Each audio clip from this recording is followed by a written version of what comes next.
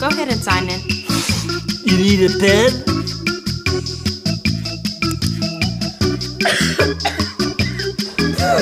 Mom says I'm so contagious.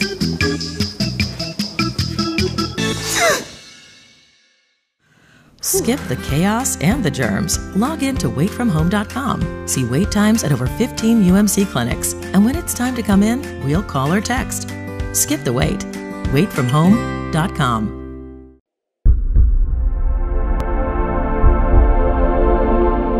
They know what that was. You don't forget a beating like that. So there's not a bunch of rah-rahs about last year. They know what that was.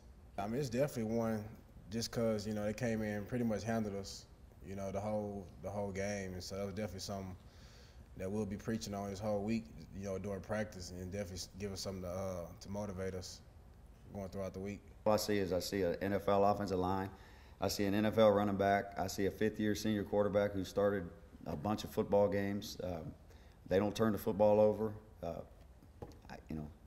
I don't see a whole lot of weaknesses. I watched that game from Saturday 5 times already. I don't know how they lost the game. So we got our hands full. Again, I'm gonna go fight and see what happens. You know, they have a great tight end. They have great wide receivers. So I think Toledo must have been doing something. They felt like they could take advantage of that. It looked like to me a lot of the throws were attached to running plays, bubble screens, things of that nature. But their quarterback's one of the most underrated players in the country, I think. I think if he played in a system like ours, he'd have gaudy numbers. They just ask him to do different things. But he's a very good player. Love going against, I mean, not just in college football, but like, I'm biggest O-lineman probably in NFL.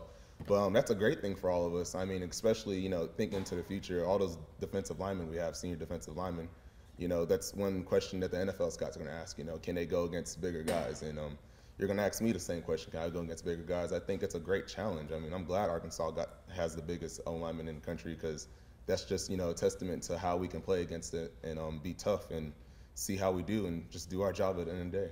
I heard last week he was sick all week, so probably why he didn't play very good Saturday. You know, he's a special talent. He could have gone anywhere in the country coming out of high school, and he went to Arkansas, which is a credit to those guys. He's hard to tackle. He's an NFL running back. You know, obviously we hadn't tackled very well the first 2 weeks, so if we don't tackle better, he's going to gain a lot of yards. I'm sure they're not pleased with their run game right now. They'll be looking to, you know, to fix that against us. And if I was watching our defensive tape, I'd run it every snap. I would. So we'll get a full dose of him, and we have all week to improve, and we'll, like I keep saying, we will continue to improve, and we'll find out Saturday night. Yeah, I mean, Coach Gibbs said that, you know, the biggest, you know, improvement's gonna be from week 1 to week 2. I think we improved a little. Still have a lot of stuff to, you know, work on defense. I mean, if you watch the film, we still made a lot of mistakes, but improvement was there. But you gave up a 91-yard run. It's not acceptable. And the crazy thing was, it's probably the easiest run they ran all day, which just lets you know where we are. The good news is, you know, within the scheme, within the system, we all know who's responsible for the play. So we get it corrected and move on. But if you can't stop a basic ISO in football, we might as well not even head down to Arkansas this weekend, because they'll run 50 of them. But the kids played hard. Obviously didn't start out very well, but they kept fighting. You know, it is what it is. We'll continue to work to get better.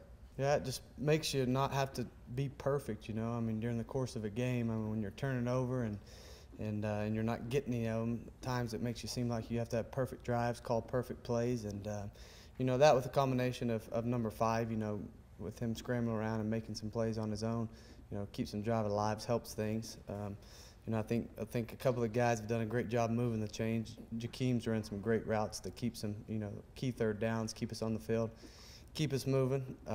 You know, I thought we played extremely fast. We played really good up front last week. When you get the run game established like we had it, it makes those safeties start stepping downs, and you can take some shots over their head. So yeah. Yeah, we just have to keep communicating really well, and especially during practice this week. I mean, that'll be a key emphasis. It'll be loud in there. It'll be the first time we probably go, you know, on silent count, not do an audible count. And so communication will be key. We'll be going fast, just like always, but so we got to get lined up, eliminate all the pre-snap penalties. Did a little bit better job last week of that. And, we can't hurt ourselves in this game. I mean, we have a big enough challenge. The competition is going to get better from here on out, and our kids know that. And so it'll be a great test for us early in the season. We've made some strides, but we have our hands full with a good Arkansas team. I'm not sure last year, the first couple weeks we didn't feel very good about ourselves. I know that. We didn't play very well. Lots of penalties, lots of turnovers, lots of mental mistakes. And so through the first 2 weeks, it's been a cleaner couple of games, which I think helps our confidence.